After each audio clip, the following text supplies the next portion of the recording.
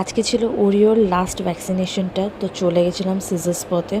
And ওখানে আমরা গিয়ে প্রথমে গ্রুমিংটা করিয়ে নিয়েছিলাম ভ্যাকসিনেশনের আগে। ওর ক্লিনিং ছিল, টিথ ক্লিনিং ছিল, ওইগুলো করিয়ে নিয়েছিলাম।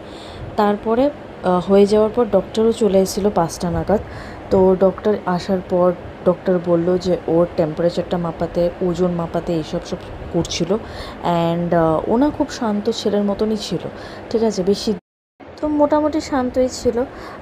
এমনি তো বাড়িতে যা দুরন্ত, তো ওখানে গিয়ে শান্ত হয়ে যাবে। ডক্টরকে দেখলে কে না শান্ত হয়ে যায়, তাই না? মানুষরাও হয়ে যায়, আর ওরা তো পোষ্য। তো ইঞ্জেকশনটা এখানে প্রিপেয়ার করা হচ্ছে, তারপরে পুশ করা হবে। তো এটা ছিল ওর লাস্ট ভ্যাকসিনেশনটা, আবার নেক্সট ইয়ার আছে। তো এটাই হচ্ছে ব্যাপার। যতই হোক আমাদের তো একটু ব্যথা লাগেই না, কিন্তু এটা করতেই হবে, ম্যান্ডেটরি।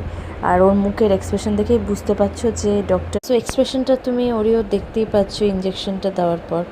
তো যাই হোক, এটা তো কষ্ট হয়, কিন্তু কি করা যাবে, দিতেই হবে।